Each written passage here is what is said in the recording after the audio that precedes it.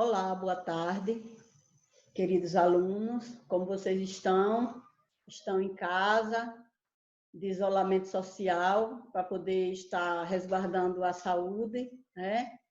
Continuem assim, para que quando a gente retornar às nossas aulas presenciais estejam todos bem, né? Com fé em Jesus, não demorará a gente retornar às nossas atividades normais, né?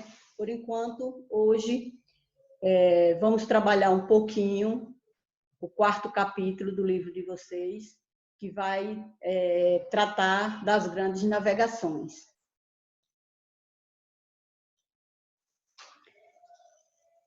Então, o quarto capítulo ele vai falar das grandes navegações, que vocês podem ver em outros materiais com o título de Expansão Marítima ou até mesmo de As Grandes Descobertas.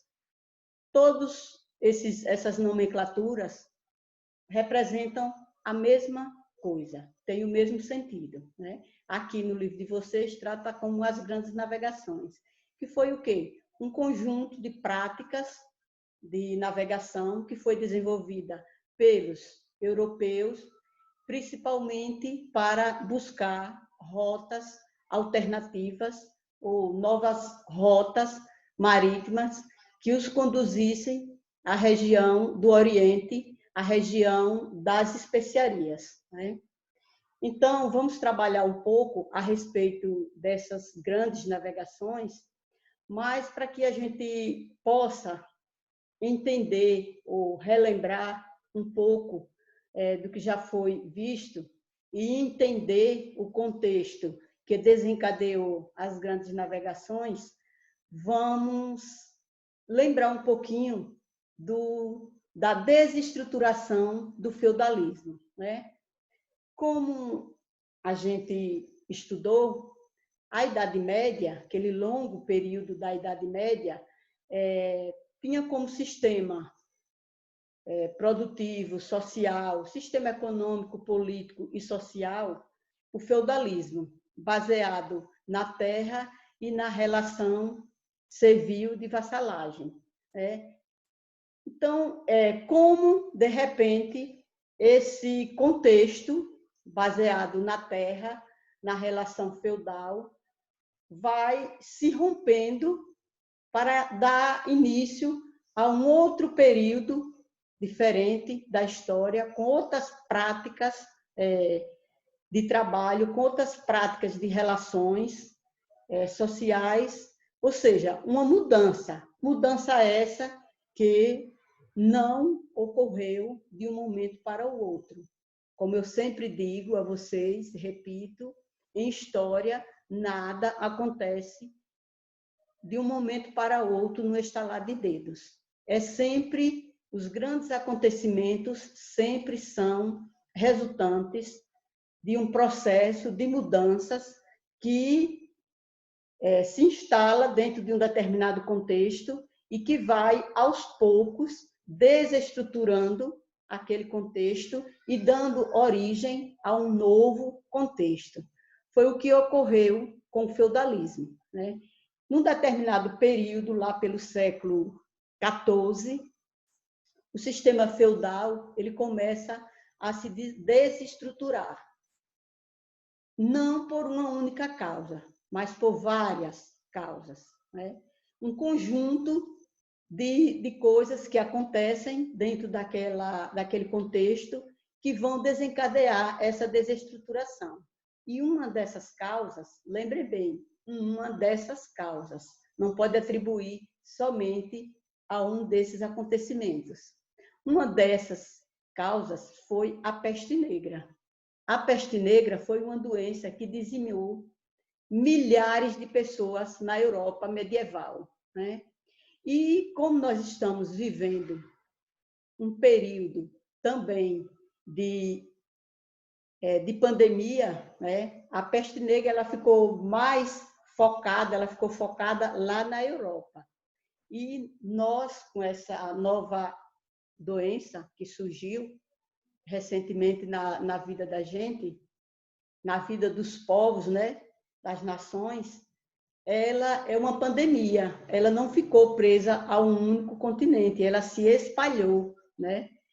E está aí, como vocês acompanham nos jornais, causando muitas mortes, que ainda não é como a peste negra, mas que já levou muitas vidas, né? E é por conta dessa doença que nós estamos em isolamento social, nos resguardando dessa doença, que talvez o povo daquela época, como eles estavam muito voltados para as questões da religião e buscar as explicações para todos os fatos na religião, eles não tinham essa consciência dos cuidados que nós hoje temos, né? Nós vivemos num outro contexto. Não é que eles eram atrasados e nós somos modernos. Não, é um contexto diferente.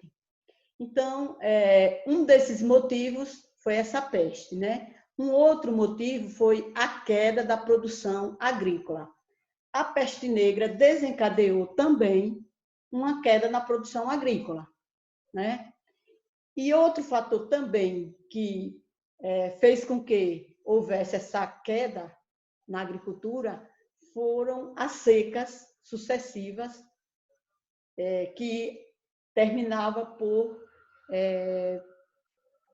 as pessoas perderem, né, as suas colheitas e gerar uma desestruturação na cadeia alimentar.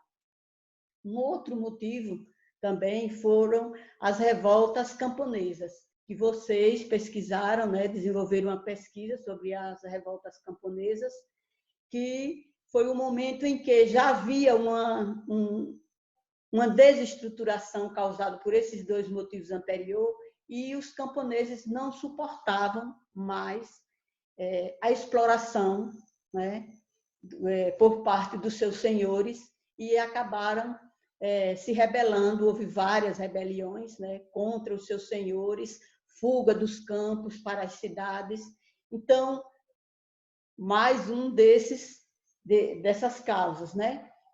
Uma outra coisa, um grande problema também que desencadeou essa desestruturação foi a Guerra dos 100 Anos. A Guerra dos 100 Anos aconteceu entre a França e a Inglaterra. E durou, como o próprio nome diz, 100 anos. É claro que não foi 100 anos guerreando direto, mas com pausas, mas que não sendo finalizada a guerra.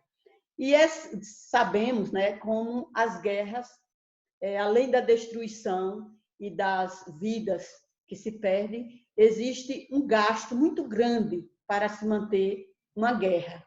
Então, foi mais um dos problemas que desestruturou o sistema, né? Um outro motivo, o renascimento comercial. Sabemos que o feudalismo ele estava fundamentado na terra e na agricultura, e os feudos eram autossuficientes. Todavia, lá pelo século XIII, XIV, houve o renascimento comercial. Artesãos e pequenos comerciantes que começaram a desenvolver redes de comércio, a realizarem feiras em pontos estratégicos, que acabaram por, nesses locais de feiras, surgirem grandes centros comerciais, né? E esse renascimento vai fazer com que surja uma classe social que até então não existia no contexto do feudalismo europeu, que era o quê? Uma pirâmide onde estava o clero, a burguesia, o servo, o camponês, embaixo, né? Então, não existia essa classe social burguesia. Mas quem eram os burgueses? Os burgueses eram pessoas, como eu falei há pouco, artesãos e pequenos comerciantes que conseguiram enriquecer por conta dos negócios e fundaram feiras, cidades, vilas que ficavam no entorno dos feudos, que eram conhecidas como os burgos. Daí vem a palavra burguesa. Quem morava nos burgos era a burguesia, que com o passar do tempo, se consolidou como classe social, conseguiu acumular bens e capital e vai desempenhar um fator determinante para que aconteça a expansão marítima, né? Porque são esses burgueses com capital que vão se aliar aos reis e aos navegadores para poder estar empreendendo essas viagens. Um outro fator também foi questionamentos à igreja. Como eu falei há pouco, na questão da peste negra, que eles buscavam explicação para a peste negra na fé, na religião, na igreja. Era castigo divino, uma doença daquela, né? Mas a partir de um determinado tempo, as pessoas começaram a questionar. E esse questionamento é que vai viabilizar o desenvolvimento, a criação de práticas científicas, como, por exemplo, eles vão chegar à conclusão de que a peste negra se proliferou da maneira que se proliferou naquela região por conta do contágio, por conta da falta de higiene, por falta de rede de esgotos e por todo um conjunto de coisas que fizeram com que a doença se proliferasse. Então, eles começaram a buscar a explicação no homem e não mais nas coisas divinas. Então, as grandes navegações, elas acontecem entre a Idade Média e a Idade Moderna. Finalzinho da Idade Média já começa, mas ela vai se expandir durante a Idade Moderna, né? E o que era que estava acontecendo na Europa para que acontecesse essas grandes navegações, ou seja, quais os antecedentes europeus, né?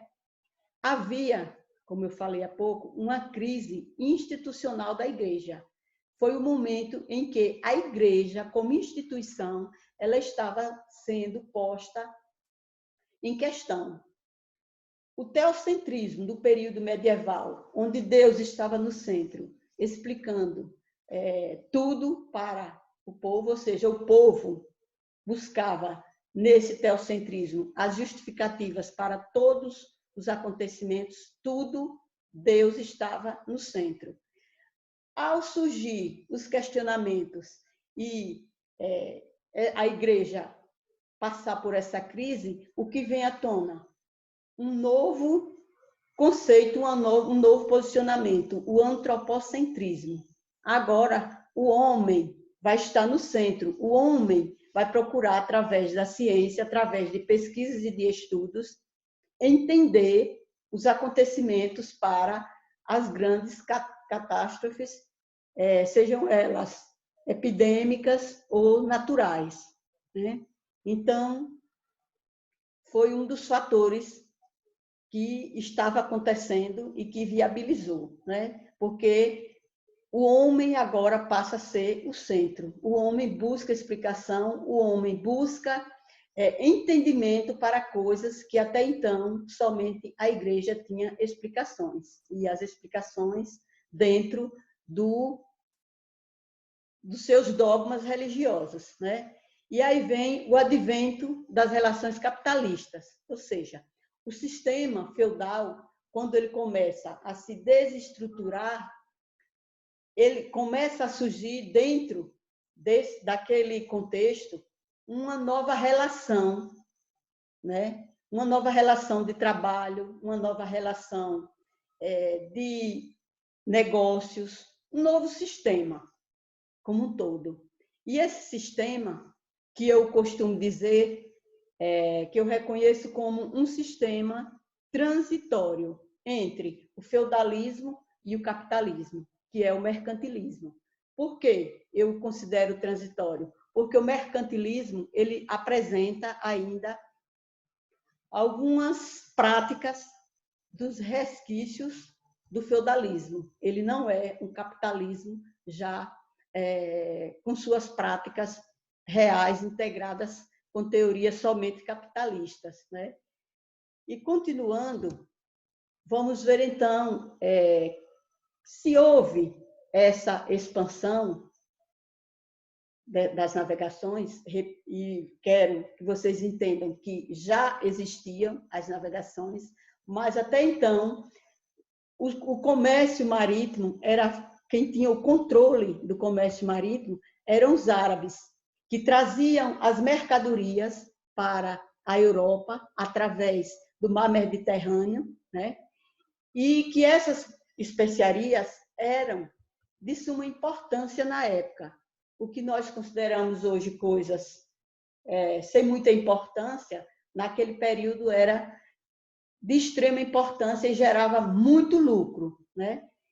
E aí, qual era um dos principais objetivos das grandes navegações? Encontrar rotas marítimas que não fosse pelo Mediterrâneo, porque os árabes dominavam o comércio mediterrâneo, né? Então, quando os países da Europa tentaram encontrar novos caminhos de olho no lucro que essas especiarias davam, e quando eu digo especiaria, não era somente considerado especiaria a gengibre, o cravo e a canela, o sal e outras coisas, mas também várias outras coisas também, como vidro, tecido, seda, muitas coisas faziam parte desse conjunto.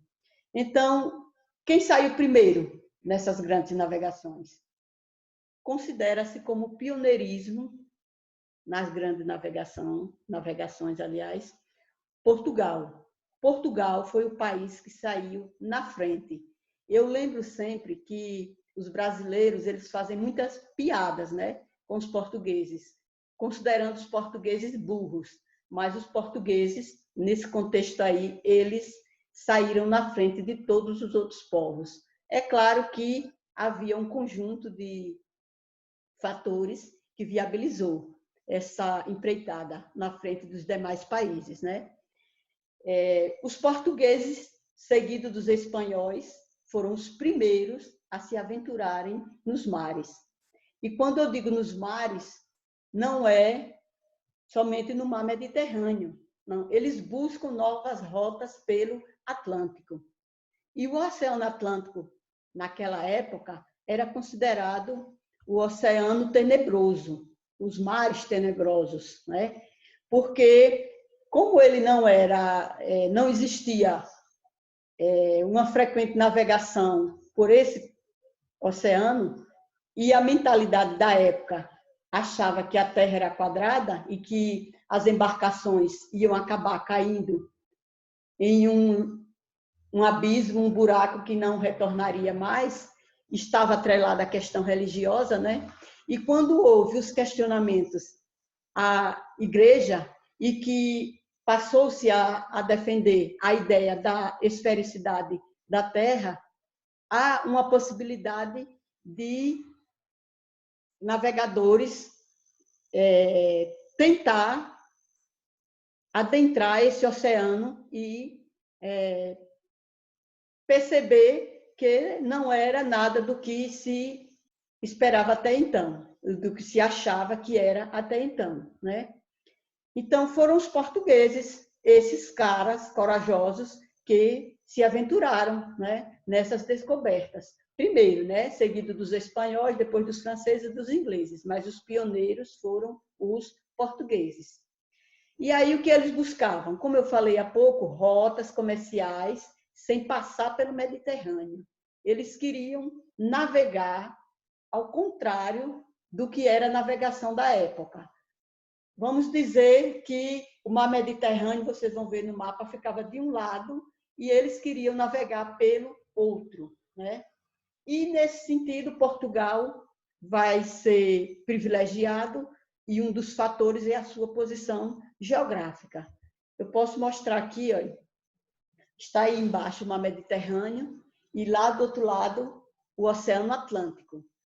Eles vão deixar de fazer essa rota pelo Mediterrâneo e vão tentar e vão encontrar, a gente vai ver no decorrer do capítulo, que vão encontrar novas rotas de comércio que vai conduzi-los à Ásia ao lugar das famosas especiarias, né? Sem falar que nessa empreitada eles vão fazendo descobertas durante a viagem, né? Foi assim que eles chegaram a várias regiões da África, que na próxima aula vocês vão ver esses locais. Foi assim que chegou ao Brasil, foi assim que chegou à América como um todo, né? Então, está aí, olha, agora mais claro nesse mapa, o Mediterrâneo abaixo da Europa, né? E o Oceano Atlântico do outro lado lá. Então, a intenção era navegar pelo oceano, contornando a África e chegando à Ásia. E aqui vocês podem ver melhor, olha, Portugal, Espanha lá no centro. Portugal sai daí desse pontinho, as suas grandes navegações, de Lisboa, e o primeiro local que eles conquistam, que eles chegam, é a cidade de Ceuta, né? É uma das primeiras conquistas dos portugueses. E eles vão desenvolver essas viagens justamente com o apoio da burguesia, né? Aí vocês podem pensar, como a burguesia vai ajudar aos navegadores? Primeiro, vamos ver aqui as questões que favoreceu o pioneirismo português, né? A centralização política precoce, enquanto os outros países europeus ainda não havia centralizado o poder político, eram divididos em ducados, como falhou o nome, em condados e ducados, em regiões com dirigentes diferentes, dispersas, sem centralização política. Portugal já havia feito a sua centralização política logo após a revolta de Aves, né? Então foi o primeiro país a centralizar o poder na mão de um único soberano, né? O que vai viabilizar um domínio maior nas outras regiões. Ao invés de principados e ducados e condados, agora se tem um país unificado, né?